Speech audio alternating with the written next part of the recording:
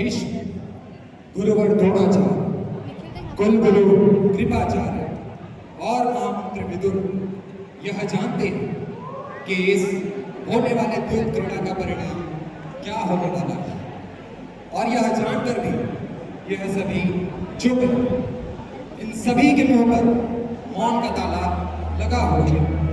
भीष्म प्रतिज्ञाबद्ध है तो द्रोण और कृपाचार्य के होठों को धृतराष्ट्र के नमक ने सी रखा है, और अन्य लोग ना जाने कितनी मर्यादाओं में जकड़े हुए इस द्यूत गृह में राजाओं और महाराजाओं का आना देख रहे हैं।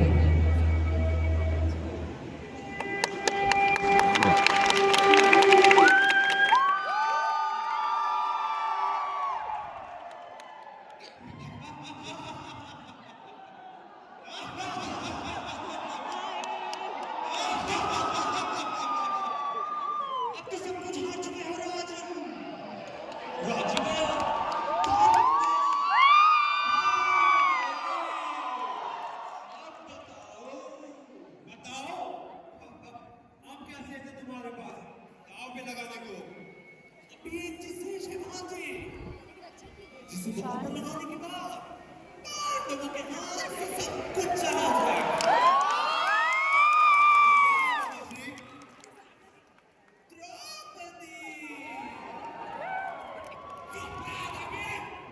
द्रौपदी कोई वस्तु नहीं जिसे दांव पर लगाया जाए। भीम, सभा में नियम चलते हैं, भागना है नहीं। और वैसे भी युधिष्ठिर ने स्वयं उदाव किया है। क्यों मित्र? अवश्य। क्यों राजन, लगाते हो दांव?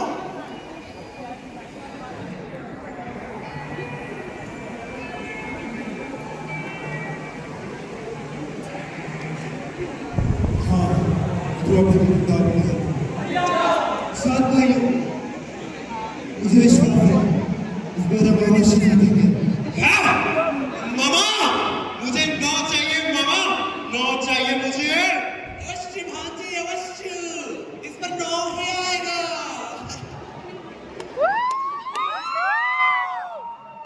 मेरी सेना आखिरी बार सामने। 9, ये लो भांजे।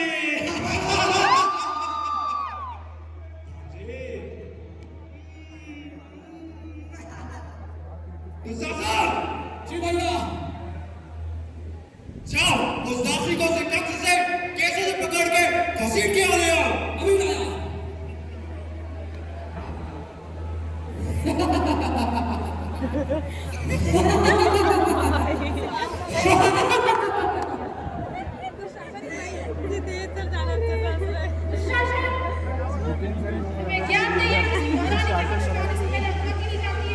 अब तुम हमारी महारानी नहीं रही, अब तुम दासी हो, दासी।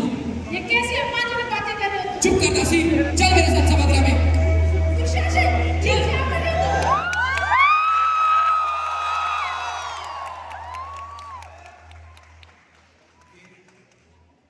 बड़ी विडंबनापूर्ण स्थिति कि इस द्यूत क्रीड़ा में बैठा हर मनुष्य किसी न किसी एक उद्देश्य के साथ बैठा है। कोई अपने अहंकार और अपमान के लिए बैठा है, तो कोई अपने बदले की आग में जलता है, कोई अपने एहसान के बोझ तले दबा हुआ बैठा है, तो कोई अपने हक को पुनः प्राप्त करने के लिए बैठा है।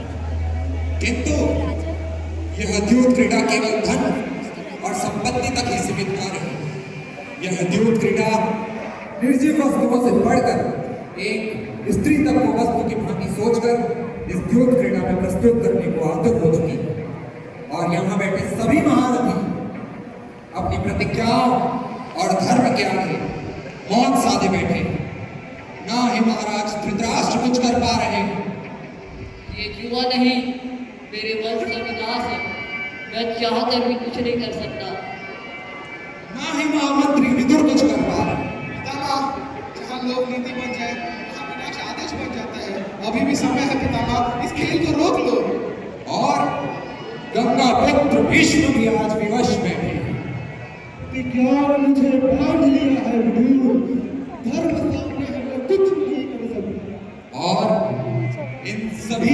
स्वाधीनता का लाभ उठाते हुए कौरवों ने बड़ी ही चालाकी से इस युद्ध क्रीड़ा में इस अंतिम दाव की रचना को सकुशल नतीजे तक लाकर खड़ा किया।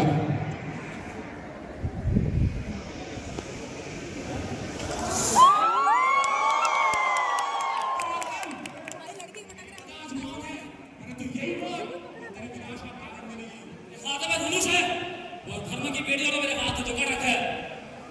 दुर्योधन, तुमने जो बीच बोला है मैं युद्ध बंद करूंगा।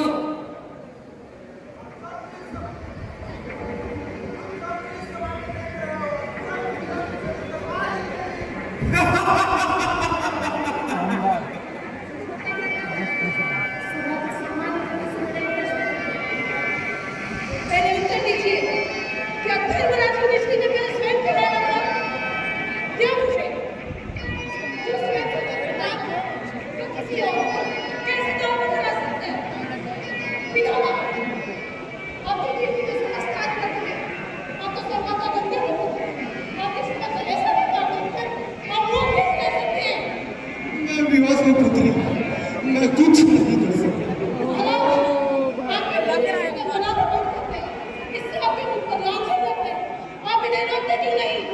पुत्री, मैं राजा हूँ, एक तो मैं विवश पुत्री, मैं कुछ नहीं कर सकता। आपके रास्ते तो मैं कर सकता हूँ, आपके पूर्वजों के साथ ऐसा व्यवहार करके हम लोग कैसे रह सकते हैं? राजकुमार दुर्योधन, यह अनुचित है। काकाजी, उचित अनुचित का पाठ आप मुझे मत पढ़ाइए। मौन रहिए, अपने स्थान पर वापस आइए। इसको मेरा क्या दोष है? मुझे इसलिए बुलाया गया था।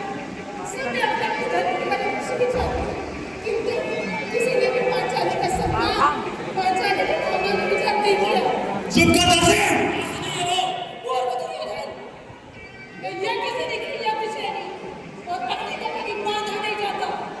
तुम मुझे दासी नहीं बना सकते, क्योंकि तुम्हारी दासी बनना मुझे स्वीकार नहीं, मान्य नहीं। मान्य तो है द्रौपदी।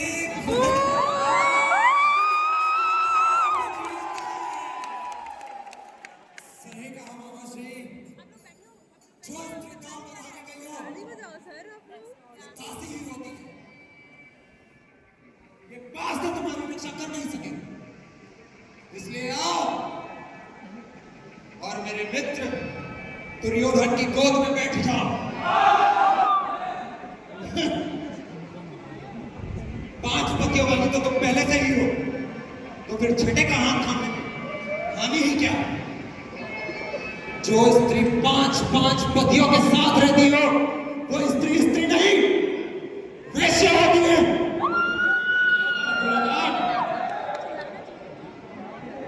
और ऐसी स्त्री का मान क्या, सम्मान क्या? अगर ऐसी स्त्री को भरी सभा में निर्वस्त्र मिलाया जाए तो यह अनुचित नहीं होगा। दुशासन, जी भैया, दासी को निर्वस्त्र करो। भैया